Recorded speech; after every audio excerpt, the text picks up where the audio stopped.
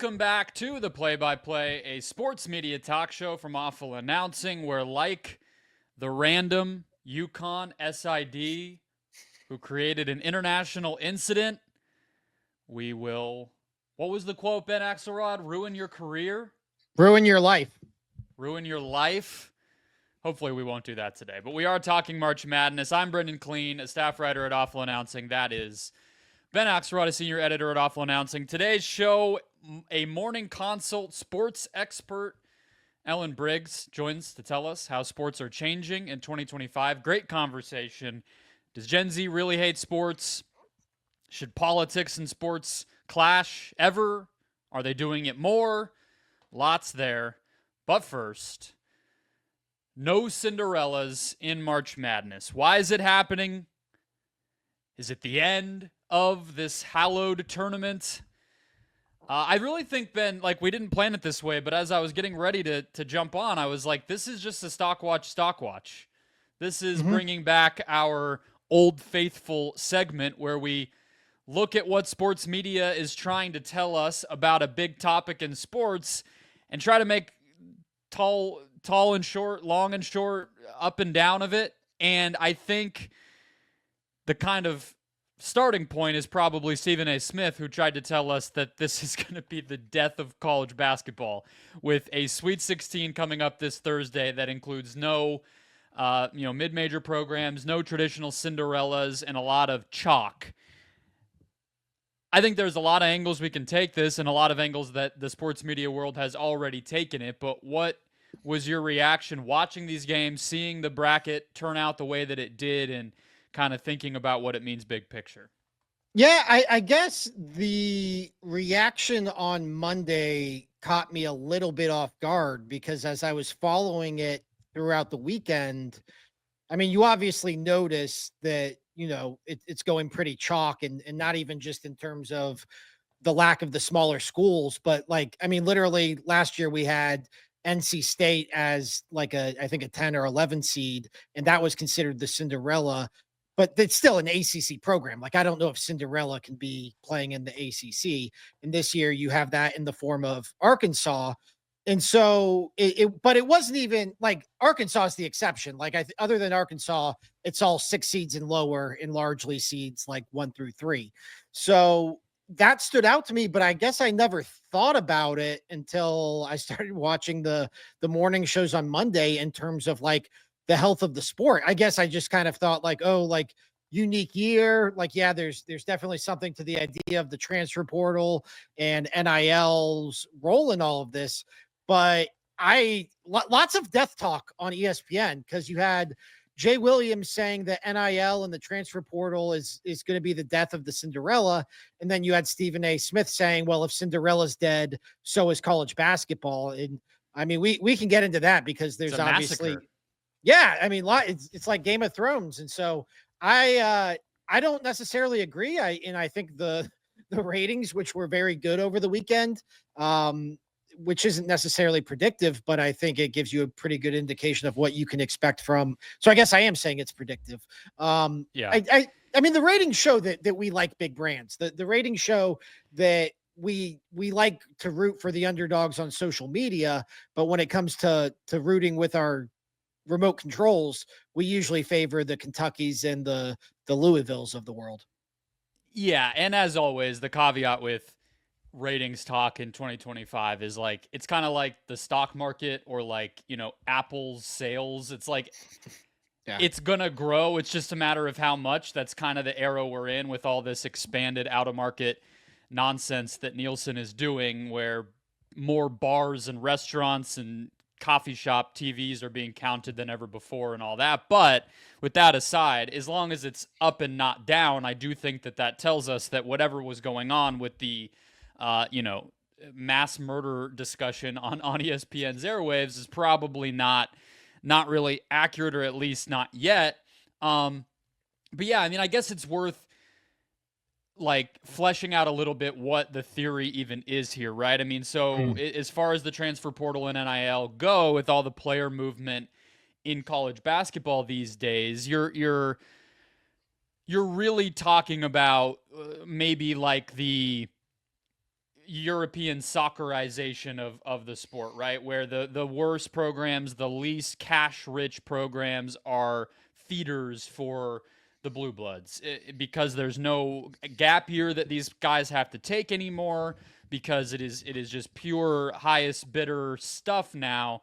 You can have, like St. John's, what Patino did with St. John's, I think is an example, although of course they're not anybody's idea of a consistent blue blood program. Rick Pitino is kind of a walking, contender if things go right for him. And he did it with all transfers. Now they lost, of course, in the first weekend, but that's kind of the trend we're seeing. And I get that that's like, I think there's a like an inkling to what Stephen A. Smith was saying that I actually think makes sense. I just don't think the tournament is the example to give because like it just doesn't feel like this is as big of a one-off or some kind of surprise thing as it's being made out to be. I just think maybe there wasn't a better story to talk about, so this just kind of picked up steam. Yeah, I mean, it's what we talked about last week in terms of the biggest story coming out of Selection Sunday was West Virginia getting snubbed for an 11 seed by North Carolina. Yeah. Like you and I went down it. We tried to name college basketball players and like both of you and I were pretty stuck after Cooper Flagg. So like, I do think that this, like, we're just going to keep having these same conversations about college basketball, about like the health of the sport. When I think for like a decade now, like this has kind of been the sport, is that nobody pays attention to it until the NCAA tournament. And then we all pretend to be Joe Lunardi for 3 weeks. And then like we forget about it until the NBA draft. And then we forget about it until the following tournament. And so my issue with this, and I think like the transfer portal conversation makes sense, is I have 2 issues. One, I don't think college basketball is like in a great place health-wise anyways. Like it's really, to me, become like a pretty niche sport. And whatever happened in 2025 was not going to make or break the future of college basketball. Like we're in an era we've already been in. And even if you just look at NIL on the transfer portal, this is 4 or 5 years now of this. Mm-hmm. This is not the first year where this case could have been made. So it doesn't really add up. Well, and that's the other part, is this has only been 1 year. Like we're just 2 years removed from a Final Four, which included Florida Atlantic and San Diego State. Like this is not, which sucked in my opinion. Yeah. Well, and so that's like, I remember in 2006 pretty vividly when George Mason made the Final Four, and it was like this massive deal. Like, oh my God, this underdog of underdogs crashed it. By that point, we had already become pretty used to Gonzaga, like making its Sweet 16 run every year. And that used to be a big deal too, by the way, when Gonzaga would like crack the Elite Eight. But then like you look over the years dating back to 2011, we've had VCU, we've had Wichita State, we've had Loyola Chicago, and like I mentioned, FAU, and to a lesser degree, San Diego State. Like that was not the norm pre-2006. And so I think whether it was the one and dones or the rise of 3-point shooting, which I think adds a new factor of randomness to some of these games, like we had just become accustomed to these Cinderella runs. But the reason why Cinderella is because it doesn't happen every year. And so I just think like if you play the odds mathematically, you're going to get years like this. Like you're going to get years where Sweet 16s are just made up of power conference schools. And yeah, I do think the transfer portal and NIL and the fact that these schools now have the ability to just cherry pick the best players from the smaller school, that's going to make those years probably happen more frequently. But this idea that like having a Cinderella every year is some sort of birthright for college basketball, I disagree with that. Yeah. So back to the, I guess, like health of the sport conversation. I actually think that another element in that conversation that I think actually is helped out by bigger programs, and even Arkansas, it's John Calipari. Like, we need, I think, with this sport to get more consistency of dominance. Like I think the UConn back-to-back was really good because Mhm. the stars in college basketball, even during the years where guys stayed multiple seasons, just because, I mean, what's the max 4 or 5? Like, it's the coaches. And all Mhm. of them have just pieced out in the past 5 to 6 years.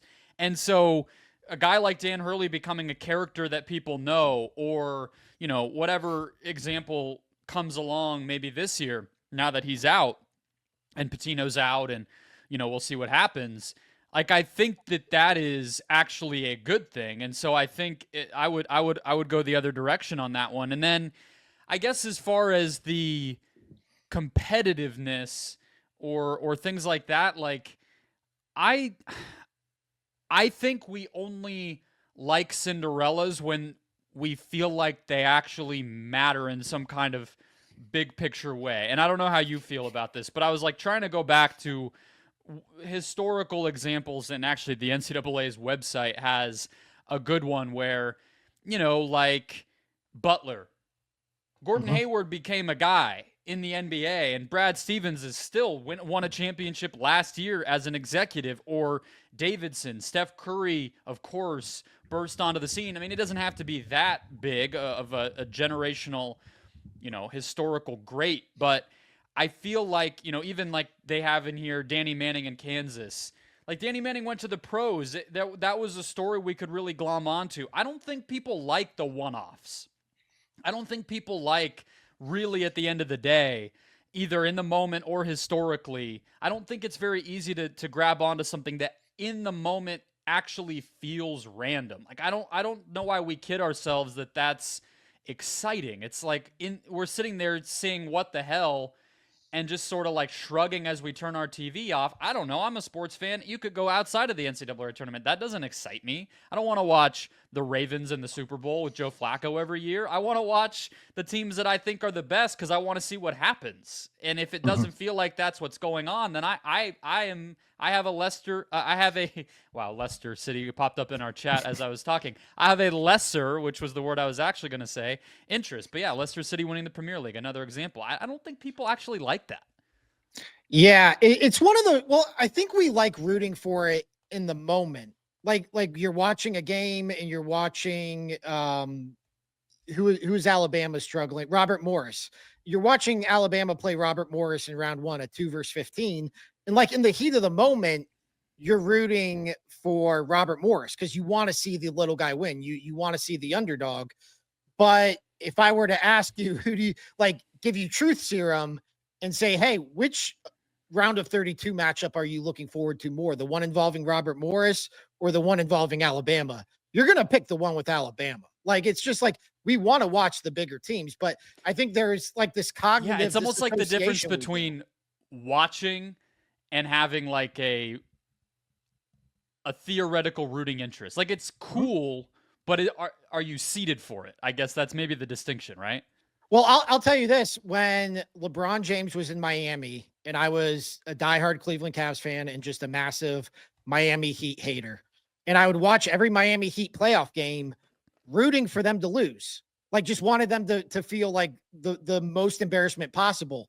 But deep down, I was kind of rooting for them to win because that meant I could stay invested for the conference semifinals and for the conference Yeah. finals and for the NBA finals. So like my dream was the 2013 and 2014 runs where I got like these really fun matchups, and then in the end they lost in 2014. But at least it took me all the way through the finals, regardless of what the outcome was.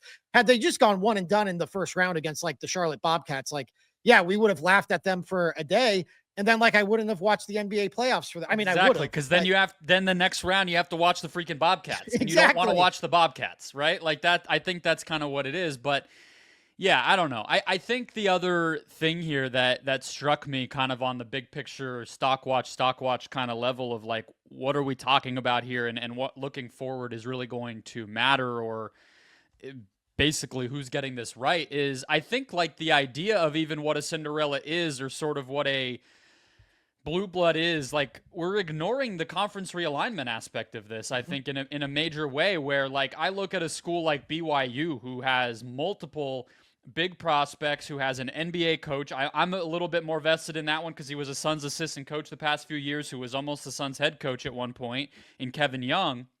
Huge NIL influx because, of course, that school has a major donor base. And they have AJ DeBonsa, who next year is the number one recruit, already kind of, I wouldn't say a household name, but a basketball fan name. Mm-hmm. That's a team we would have, when Jimmer Fredette was doing it, we wouldn't have been debating this because they were in a smaller conference and it felt a little, I guess, like more random, or it felt like a sensation in a different way. And I think people would have kind of talked about them like that. I know the regular season, like they were probably a high seed, but in terms of a story, I think that would have felt like that. Now it doesn't because they're in the Big 12 and they're getting these recruits, but it's like, well, what are we really talking about here if we're just sort of picking and choosing? I just think we're in the middle of this change where who we even plug into each category is just changing, and we don't really have a sense of it yet. Well, that, like I said, like I remember when Gonzaga was a novelty, like when it was this crazy idea that this little school who all we knew about them was John Stockton went there like 20 years ago, that they were making these runs into the NCAA tournament. And then I know it was kind of a down year for them this year, but the last few years they have been like the favorites in the tournament. They get Chet Holmgren, who was a number one overall level type of recruit. And so, yeah, I mean, it's just, I think it fluctuates, and then you get a school like that and they become the establishment. I do think, though, I thought Stephen A. Smith's point, I didn't think it was totally absurd, because his point wasn't that college basketball is dying. It's that, like, if you don't let these little schools feel like they even have a shot, then what does that do to the sport? And it does remind me a little, as we sit here a few days away from opening day, both wearing our baseball hats, it does remind me a little of baseball, where it's like, I'm a Guardians fan, and I know, like, everything is going to have to go perfect for them to win a World Series because they just don't have the payroll. They just don't have the resources. And so I do think there is an aspect of that I think is valid. But I also, like I said, think, like, to make that proclamation after 1 year, like, what are we even doing? Like, Cinderella for a reason. I mean, I think it's just it's what's happening in every sport. I mean, it's especially the three that we're talking about that I think most closely kind of go together are college basketball, baseball, and the Premier League. What do they all have in common? There's no salary cap. And so the teams that can spend are just going to get the talent and attract the best coaches and the best everything. It doesn't always happen that way, as our producer Phil threw out with Leicester City. And, some random team can get hot in baseball. There was a D-backs Rangers World Series 2 years ago. Like, I mean, it happens, but it is fewer and further between. And, the idea that the teams with the richest donors in the most historically dominant programs are going to rise to the top of college basketball, like, I don't think that's wrong. I think that's absolutely what's going to happen. But I guess it's just maybe more based on money, whereas in the past it was just like who employed Coach K or whatever. You know? Like, there's that's always been there, but maybe it just feels a little uglier when it's just so financial. And I do think like that is frustrating as a sports fan, to just have to face down, like, the money's not on my side, so why watch? Like, that's not good. I mean, every sport that has to deal with that, I think they feel it. Yeah. I think that college, though, it's always kind of been that way, and now it's just being laid bare. Like, instead of it being an arms race between Ohio State and Oregon for who can build the best facilities and pay the best coaches the most money, like, now it's just who can buy the most players outright. And maybe the places where the culture of insidious under the table dealing wasn't so normalized. Maybe we're seeing a few places pop up that weren't doing the uglier stuff, but all in all, it's probably not that different. Yeah. But, like, I mean, if you're a Robert Morris fan, like, they're not going to win the national title. Like, and so maybe I don't know. I just think, like, the idea that, like, small town colleges that love their college basketball programs are going to just stop caring now. I don't think so. I think that I think diehard college basketball fans invest in the regular season, and it feels like the NCAA tournament is, like, for us normies. Like, I think deep down they know, like, the best they can hope for is like a run to the Sweet 16. And yeah, maybe you get a George Mason or a VCU in a Wichita State, and it's something you wrap your arms in for eternity. But like we know that's the exception. Like, and there's a reason why it's the exception, because it's not a birthright. Yeah, if you were a Wichita State fan in the past, you already were, your vested interest was, can we upset the Kings? It's still the same thing. So it's just how we're getting there might feel a little different. And I think in terms of the Stockwatch, it's the same. We're having the same conversation we always have. Maybe the parameters and the underlying facts of how it's all playing out are different, but I think that's why a lot of people rolled their eyes at Stephen A. and others who were railing against this awful blue blood major conference dominated Sweet 16. But I have a feeling TV viewership will beg to differ. All right, let's get into our interview with Ellyn Briggs of Morning Consult, who joined the show to explain how sports are changing, from young people to politics to newfangled leagues like TGL and Unrivaled, and much more. Great conversation. We learned a lot. Hopefully you enjoy. Very excited to be joined by Morning Consult brand analyst Ellyn Briggs, also a contributor to our website here at Awful Announcing from time to time. We're going to just talk through how sports are changing, the future of sports, the wild world of all of this fractured consumption and what people like and dislike and where it all is going.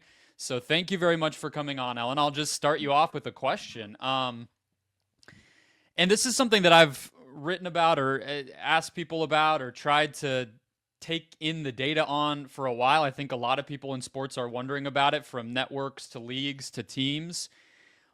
What would be the best way that you would kind of summarize the way that Gen Z interacts with, consumes, engages with sports right now? Well, thank you so much for having me, guys. It's great to be here.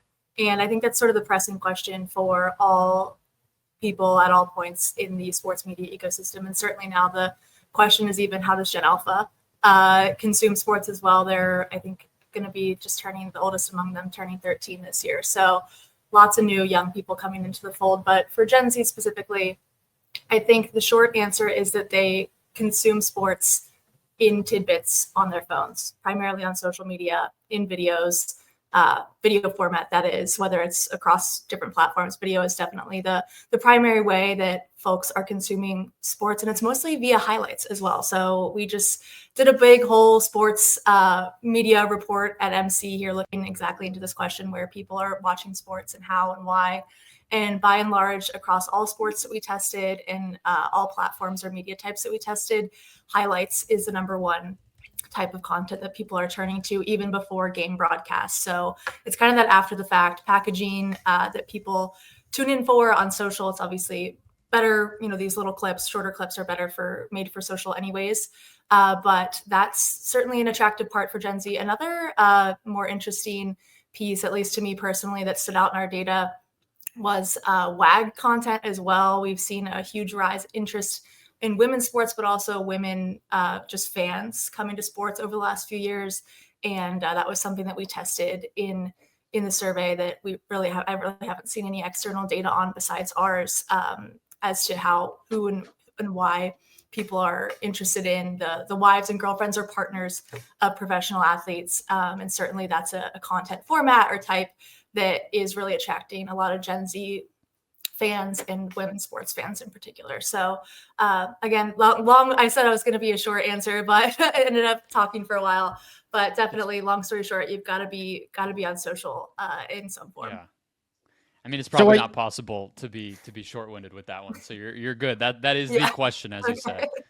So what you're saying is we need to shoehorn Jordan Hudson or Taylor Swift or Olivia Kuplo into this podcast headline. Absolutely. I think that's a great bet. You're going to probably increase your clicks or downloads by 1,000%. And she's a personal fascination of mine as well. I'd love to get into her in a separate podcast, but yeah, she's kind of the Gen Z women in sports queen at the moment. We'll hold you to that. That's really why we brought you on, is just to juice our SEO and get the YouTube algo on our side and get your secrets. I'm happy to do it. It's So a couple of the things that stood out to me along these lines in the research were, I think 74% of respondents found athletes very or somewhat likable, which is more than traditional influence. I think there was somewhere else, maybe on a LinkedIn post of yours, that you said some of the things showed it to be double the average kind of online person, an athlete compared to the average person. And kind of on a different wavelength, Gen Z are going to games a lot more than I think. If you hear they don't watch sports, they don't want to sit in front of a TV, I think most people would assume, well, they're staying at home. They don't want to be at an arena or a stadium either. They're kind of just disengaging outside of the way where they are able to link up with it through social media and video clips and things like that. But that doesn't seem to be the case. So they, like, in some ways, the affinity, the connection to these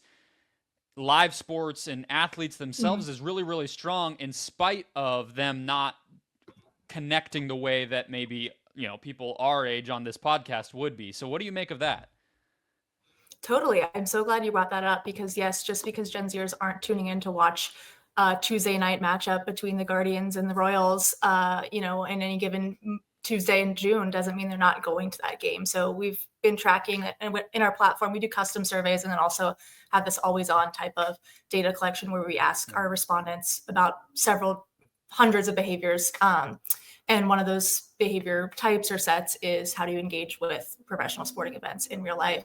And the share of Gen Zers who said that they go to sporting events regularly, so we categorize that as 2 to 4 times per year, about once a quarter, has actually been on the uptick. It's up, I think, double-digit percentage points since 2023. Some of that is, post-COVID, get out of the house push, but ultimately sports are kind of the ultimate in real life activity. Whether you're playing sports in a rec league or going to a game, minor league game, professional league, whatever is near you, they're fairly low cost if you want to get a bleacher seat, and they're accessible in most places across the country. So I think Gen Z's broader clamor to just get off the apps of all kinds, social, dating, whatever it is, sports is kind of a venue that they're reaching to or falling into naturally, as kind of this unifying destination to check out with friends, or to just go and meet new people at. So certainly they're going to games in person. And then also, to your piece about just their attraction to athletes in general being more likable than influencers, yes, that's a question we've asked several times in several different contexts, and they are on average seen as 2 times more likable or favorable than your traditional social media influencer. That has huge implications for brands that want to partner with athletes, for leagues that want to pitch their athletes to these brands. And, at the end of the day, athletes are kind of the original influencers. They're usually young, fit people. They come, they're working towards something. They all kind of have a personal story that you can get buy into, or that you can resonate with as an everyday person. And I think that, really, not to go off on a super tangent here, but the emergence of NIL has just upped the sort of, not stakes, but just the visibility of athletes, especially. And we've seen, NIL came about in 2021 when I think most of the real crop of Gen Zers were entering the NCAA. And so you got this kind of generation of athletes that grew up posting online, now with the ability to do it legally for money out in the open. And so they took it and are really running with it. They're still running with it. And so, they have no trouble kind of pursuing their off the court interests and sharing those online, which is another way that sports has kind of become a cultural force for Gen Z. And that, it's not necessarily just how many, 3-pointers did Jared McCain make last game. It's him making funny dance videos or sharing his outfits or whatever it is. So there's exactly just this who I thought of. That's the perfect yeah, he's example, like he's the great Gen Z athlete, at least on the men's side. There's so many good great Gen Z women athletes, but at least, from a posting standpoint, but he's definitely sort of who comes to mind for that. But yeah, there's just so many different touch points now that Gen Zers are engaging with and tapping into, aside from sitting on the couch and watching games. So in many ways, they can, could categorize them as more active or engaged fans than previous generations, which is kind of counter to the narrative. Probably pre 2021, 2020, 2019, our data was showing that Gen Z was really not engaged or interested in sports. But again, that tide has really shifted in the last few years. I think the NIL piece of it, that's really interesting, because like if you just look at women's basketball, Mhm. I'd probably say Juju Watkins is the second or third biggest women's basketball star on the planet behind Caitlin Clark. And now Yeah. we're at a point where she can be marketed as such. And like we have access to her in a way that we wouldn't have even had like 5 years ago. So I just think that's really interesting, the way that's totally shifted. It's funny to think of Totally. if NIL had come about much earlier and it would have just been a bunch of Mhm. people at car dealerships or whatever, right? And Right. it Yeah. like came along at the right time where not only was the technology there, but it was a bunch of people who were familiar enough to just do it themselves and really, like you said, Ellen, run with it rather than like, here's how to make a Facebook account, so and so from 2009, and whatever. So I'm sure NIL saves sports is what we're saying, I think. Yeah, I don't know if I want to go that far, but they are willing participants. They are, kind of they were made for this. So I think we do a lot of research as well into just what Gen Z wants to do with their lives. And again, something that gets a lot of pickup from media outlets is our data that shows Gen Zers want to be influencers more than anything else. So NIL gives these athletes the ability to do that without the cringe factor of, having to post like an influencer when you're not quite an influencer yet. Yeah. To be clear, they are still at the car dealerships too, though. Yes, there's plenty of that. You got to Especially in Columbus. support local business. Yeah, certainly. Listen, there are so many cringe ads and things in all of our markets. We all see it, but there's the higher caliber stuff too.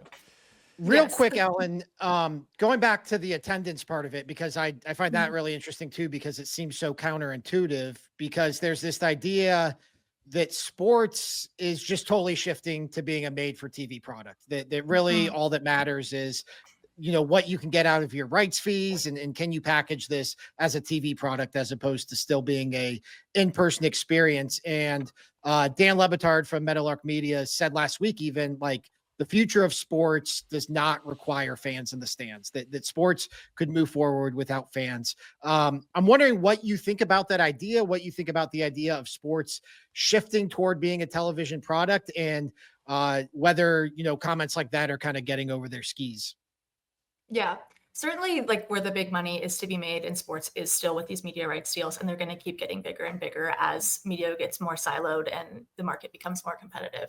But that being said, I think, Dan might be a little bit over his skis there because it's all a cycle now. A fan captures a funny moment in the stands at a game. It goes viral online. An unwitting Gen Z woman sees it. I become interested in it. I follow whoever the player was or whatever the moment was about. Next thing you know, maybe I'm interested in that sport a little bit more than usual. And then so-and-so, I become a fan. So I think they're really the platforms are, I think the answer is made for video, I think is probably the better answer than made for TV. And you still need the best video that, captures the attention of the masses and kind of, goes viral or however you want to describe it, is usually captured by a non-professional camera.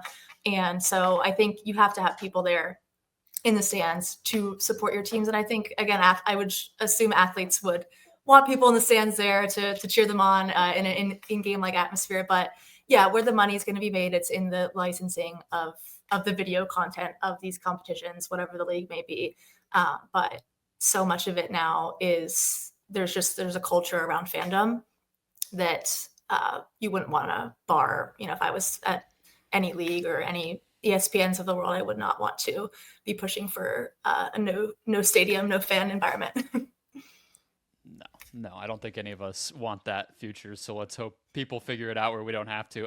There's already a lack of third spaces, so we can't take away the sporting events. So Gen Z will have nowhere to go. So yeah, we just got to keep hoping that huge pop stars do tours. That would be our only hope, I think. Spend $1,000 on tickets. Yes. Yes, exactly. Okay, so before we jump into some more specifics with politics and new leagues and some of the other more specified things you've looked at recently, Ellen, I wanted to just ask about Gen Alpha because I know that I remember I used to work at a university a little while ago to where I don't fully remember the data that I'm trying to pull up in my memory, but I know that there was concern about even like another kind of component of engagement with sport that we haven't talked about here, whether, we've gone through attendance and media and everything, but then there's also playing sports.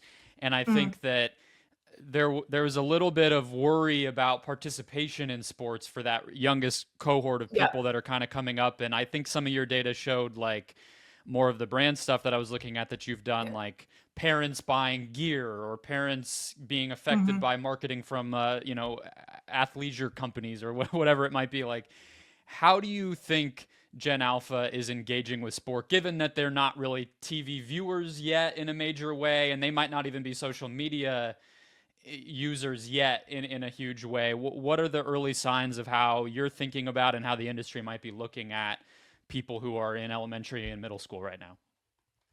Yeah, it's a great question. It's hard to survey on Gen Alpha because they're so young, but we have conducted some research among their parents already. And I did write specifically about Gen Alpha's interest in, or, how they're engaging with sports this time last year. So the data is a little bit older now. But according to that survey, 67%, so 2/3 of Gen Alphas are interested in playing sports, again, according to their parents. So that's a fair amount still, nothing to sneeze at there. And then as well, Gen Alpha parents are taking them in sizable numbers. About 60% of Gen Alpha parents have taken their kid to a sporting event or watch sporting events with their kids on TV. So they're getting introduced to sports certainly in their day-to-day lives, but it's a question of, will that stick? Will it not? But I think ultimately sports are such a big part of life. There's more of a traditional institution. So at the end of the day, there's probably not going to be a shortage of star athletes. Hopefully, I don't want to look back on this in 10 years and be wrong. But yeah, there's for as much as they're surrounded by screens and watching YouTube and watching all of these crazy influencers on social media, as 10-year-olds and 9-year-olds, they are still getting outside and playing sports. So, and I think at least one would hope that especially girls with this women's sports boom over the last few years are picking up more any kinds of balls, sticks, anything like that, and getting outside and playing. So I think we should be able to see that data come in the next few years if there was an impact on girls' sports participation, thanks to this most recent wave of interest. All right. Should we pivot to politics here? Should we Let's do it. Go off the deep end here? You've written a lot. You've written a lot about Donald Trump. You've written a lot about DEI. All of that was in the spotlight in the sports world last week when it came to the Department of Defense taking down temporarily the Jackie Robinson article, the article about Jackie Robinson's military career. And I found the reaction to all of that very interesting because it feels like it hasn't in this. We've talked a lot about Trump 2.0, especially in sports, and how the reaction to Trump in his second term has already been much different and probably more supportive of him than it was during his first term. And it felt like when you had people like Jeff Passan from ESPN speaking out about the Jackie Robinson article being taken down, when you had people like Stephen A. Smith commenting on it, it seemed like those people got support for speaking out against Trump. And so I don't know if this is kind of a unique instance where everybody agrees like, hey, Jackie Robinson is somebody who needs to be celebrated, or if there's something more to it. I'm curious what you made of all of that last week and especially with regard to the public perception of it. Yeah, I think certainly, like you mentioned, this time around, the sports world, as is all of corporate America, any type of business organization, are much more, whether they're outright supportive of them, that you can question that, but tolerant of the Trump administration's general presence and impact on American life and culture, which has been outsized already in the last two months. So the environment is ripe for discourse. Again, I think the Jeff Passan's interaction this week was the first time I've seen a major high profile kind of sporting world personality push back against or call out the administration, however you want to frame it. But in our research, we look into this issue, the DEI issue, in so many different contexts. We didn't ask specifically about it in this latest sports and politics survey that we did, but we asked folks, do you want to see professional sports leagues and properties engage in political issues? And overwhelmingly, the answer was no at the general population level. But it was people who identify as sports fans were a little bit more accepting or embracing of sports properties getting involved in political conversation. So again, not surprising with that figure out there to see people tapping in like this. Women's sports fans especially are more likely than any other group that we tested, or the demographic rather, to want to see sports properties get involved with politics, which again tracks with other research on that cohort, which says that they are more engaged in every context, whether it's going to games, buying merch, buying tickets. So not surprising as well to see them want to hear and see from their athletes and players that they follow on these issues. But overall, yeah, I think it's a totally different landscape. There's been minimal protesting that, from players that we've seen. So I think the Trump administration and our political data, he's more, at least at the start of his term, was more favorable than ever before, or more popular than ever before among all sorts of groups, not just, his standard white male, non-college educated voter, but among young people of color. So he has kind of he has the bully pulpit right now, obviously, but he has kind of a mandate as well. And it'll be interesting to see where and how they move. Obviously, they're going after trans women in sports right now. That's been a big issue that they're going to continue to I'm sure, get involved in and use to their advantage. So yeah, it's an interesting time. You don't really associate sports and politics that closely often, but right now they're very, very closely associated. Trump's going to a lot of different events, and I expect that he'll continue to pop up at big sporting events throughout the rest of the year. I'm interested to see how that shapes conversations as well. Yeah, if he was the first president to be at the Super Bowl, I think he's definitely the first one to be at the NCAA wrestling championships. I have to say, I wasn't expecting that one. Yeah, I think we're also three of the only people, or very few people, to have written or said on a podcast Trump dance. I saw that in your research, and Ben and I have definitely talked about it. So we're on a select list there. I'm all over. I mean, that peak, when I saw that, I said, okay, whoa, something's changed here. If NFL players who 4, 5, 6 years ago were kneeling for the national anthem in protest in part of the Trump administration are now kind of embracing his stance and doing it playfully as a touchdown celebration, that means something major has shifted. So I will continue to be on the Trump dance beat this year, I'm sure. That's good. That's perfect. That sounds like a wonderful way to spend all of our time. Yeah. Should we all stop and do the dance right now? I am okay. I know. You guys I can't can try do it if you'd like to. Okay. No, okay. I'm good. All right. Just checking. Thank you, Ben. So you mentioned women's sports within that answer, Ellyn, and I think it's something where again, referring back to some of the conversations Ben and I have had since the election about how this is interacting and how it could interact, I had said, let's just wait till the WNBA season comes around, because if anything's going to light a fire, history has told us that league is likely to be part of whatever type of pushback happens, whether you go back to police brutality a decade ago. I mean, the league's logo is orange for gun violence awareness, all these sorts of things, and then all the way through, the Georgia Senate election and all the higher profile stuff that we've heard about recently. So this moment last year, and I know you wrote about it a little bit for Awful Announcing as well, where we had explosive growth for the WNBA and a lot of women's sports, the NWSL and others, where I think the conversation around the league and fan embrace of those leagues kind of collided with that business growth and new people coming on, whether that was on networks where the debates were getting contentious or in arenas where we heard stories.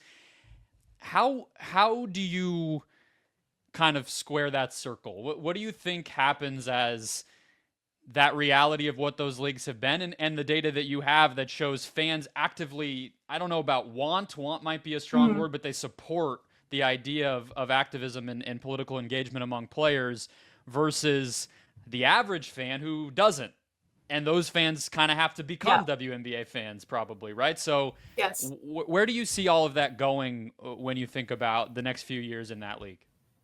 Yeah, I think it's a huge challenge or question for the WNBA to think about, play around with, because like you said, they for a long time have had a very clear political left-leaning viewpoint that they're not afraid to kind of vocalize and act on.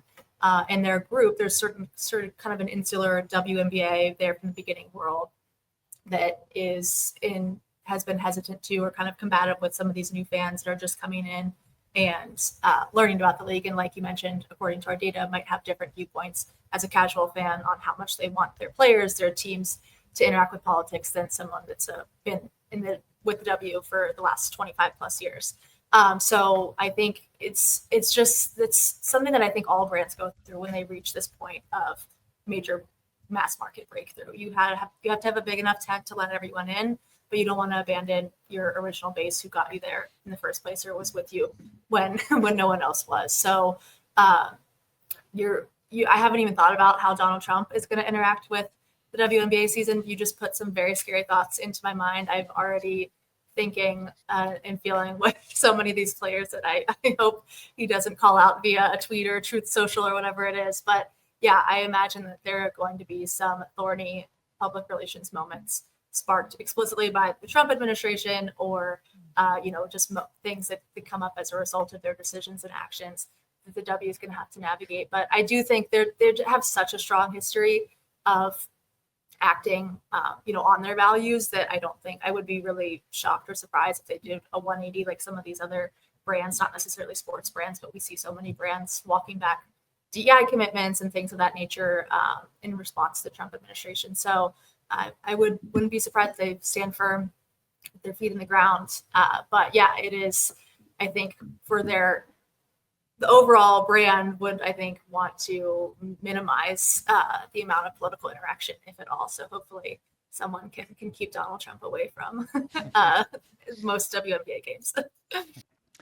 Okay, last question for you, Ellyn, because you did write about a variety of new leagues and their kind of arrow up or arrow down outlook for awful announcing this week. And so there's a variety. I mean, we've kind of talked about some of the women's sports trajectories in there, and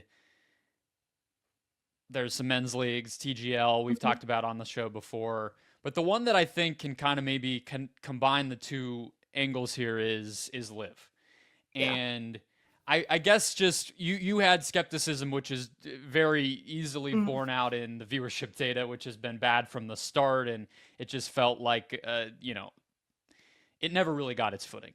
How much do you think that might be because of the presence of where their funding is coming from and the groups that they're entangled with versus just other elements of the industry, golf as a sport, whatever it might be? Yeah. I wish we were supposed to survey on this just this month, actually, but it got cut due to just other outside things. So I wish I had data to speak on this directly. But I think if I had to guess, I don't think the average sports fan is thinking or caring too much about who's funding any one given league, right? But I think with Live, the PGA did a great job, or whoever, the media in general just spotlighted it so much at the beginning, at its inception, 2021, 2022. It was kind of set up as like almost, it paralleled like not a war movie, but like, it was kind of had a USA versus rest of the world or Middle East type of vibe with it. So I think that because it was so heavily featured by media, by the PGA, and that it was kind of this good versus evil situation, that I think it's still that now has a lingering hangover on consumers' views about the league in general. And then also, like I mentioned in the piece, it's just not too differentiated from the PGA. At the end of the day, it's just kind of like a regular golf tournament, but a little bit worse. Talent field, a little, throw a Chainsmokers concert in here and there, put it in a cool location. But at the end of the day, it's not too different. Whereas TGL, it's kind of this totally new format that's different in all ways from the PGA Tour. So I think it plays a role, certainly, but it's probably not the defining factor into why the league has not had success. And, I think we are going to see more private wealth fund, whether it's from Saudi Arabia or other countries, investing in U.S. sports, especially with the Trump administration. They seem welcome to that kind of thing. So it's probably will become more normalized, and maybe it won't be such a big factor in the future, but certainly in this particular case, with it kind of being the first and most prominent one in the U.S. at least, it definitely probably just didn't leave a great taste in consumers' mouths. And golf it has such a sort of old boys club way about it too. I think any new entrant will feel a little bit of that pushback as well.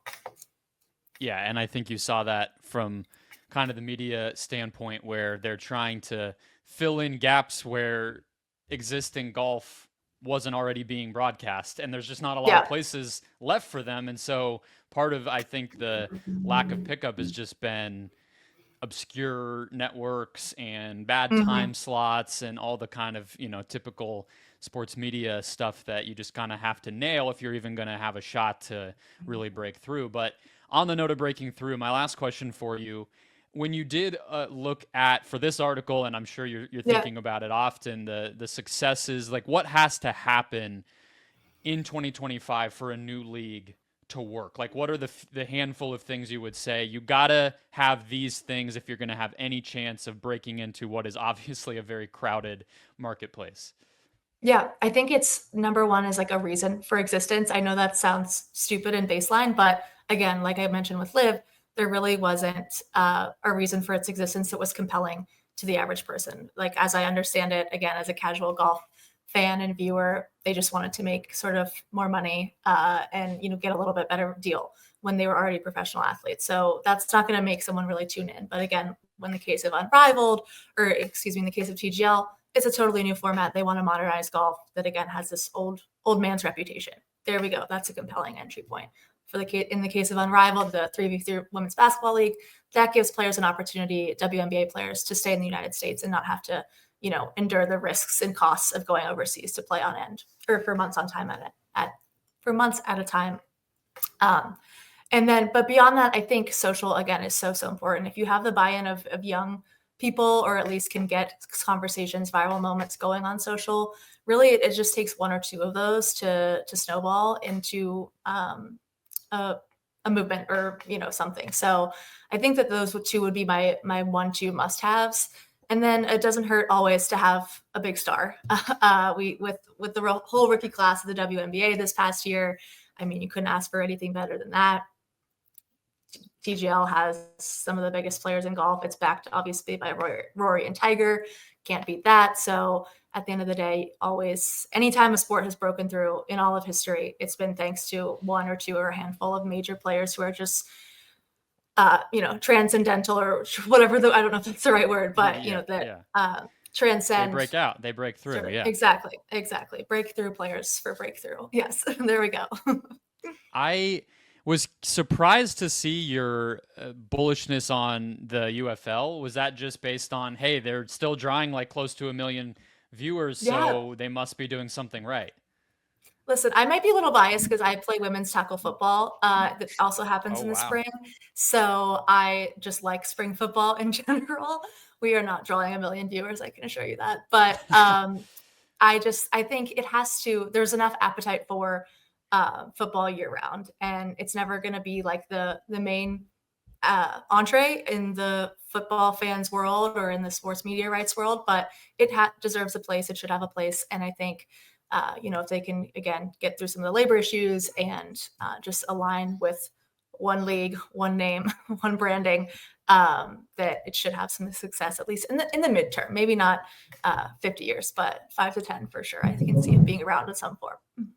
Are you a Battlehawks fan or a DC Defenders fan?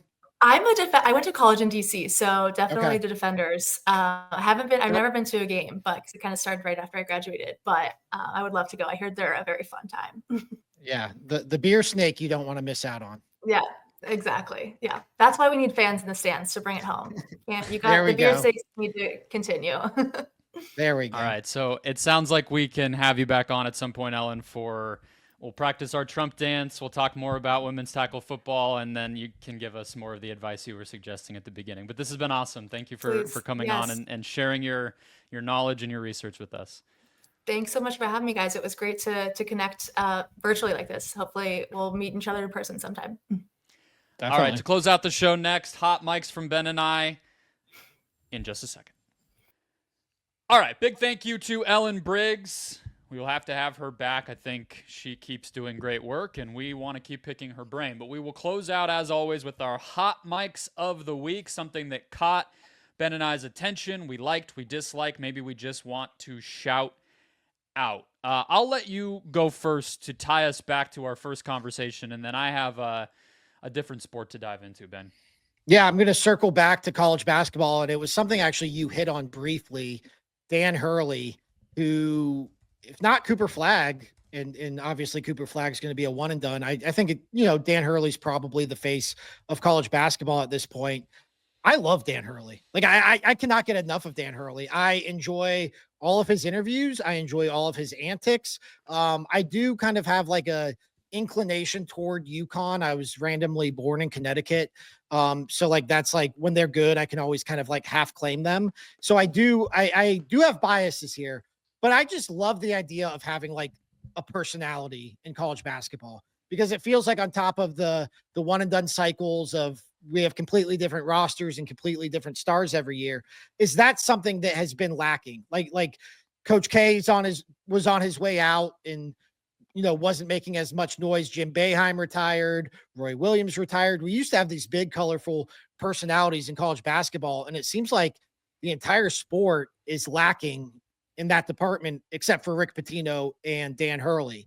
And so whether you love him or hate him, like I think we should appreciate this guy because my favorite game of the weekend was UConn versus Florida. And again, not a diehard college basketball fan, but Florida, obviously, I know is one of the best teams in the country, probably the number 2 favorite to win the national title behind Duke at this point.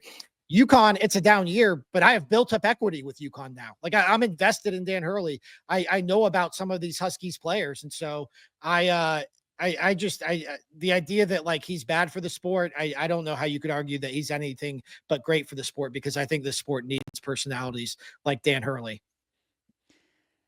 That angle of anyone who's anti-Dan Hurley, I feel like they need to dip back into the first thing we were talking about and try to actually take the pulse of what's good and bad for the sport, not what they personally are put off by, right? It's like it is almost impossible for me to hear a case of the idea that Hurley is putting fans off or making people tune out or creating any sort of negative relationship between the average fan and the sport. Like I don't even know what you would try to say to convince me of that. I think it's only a positive because he's not some, moron in a school that doesn't matter just mouthing off. He's the best and he acts like it and we like that I don't even think I have to say that. It's like so obvious and he's definitely in that lineage. And I guess shout out Tom Izzo. He's maybe the one we didn't say. He's still around, but he's 70. How long that lasts, we'll see. But yeah, he's the next up, and he's not exactly out of step with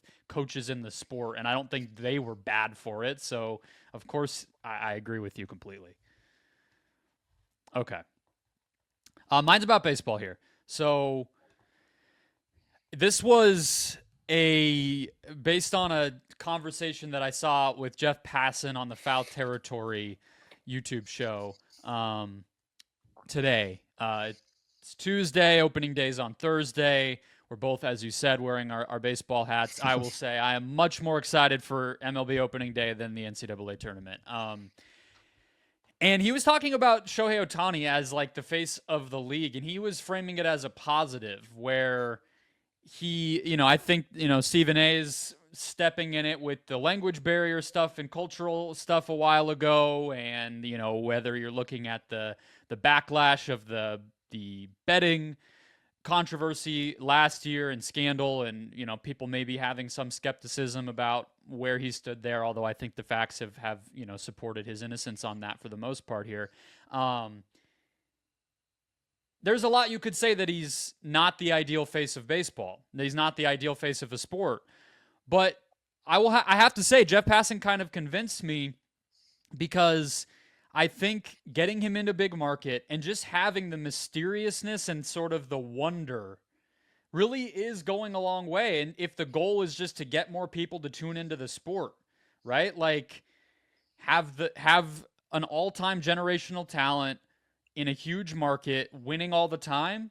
I actually think, like, on the whole, that has been a much bigger positive for baseball than I feel like the conversation has sort of indicated. I'm kind of being vague because obviously there's not something I can really pin it to. I'm sort of just trying to take the temperature. But I guess my take is Shohei Ohtani is a perfectly fine face for baseball, even at a moment of desperation where they really needed an injection of popularity. I think he gets the job done.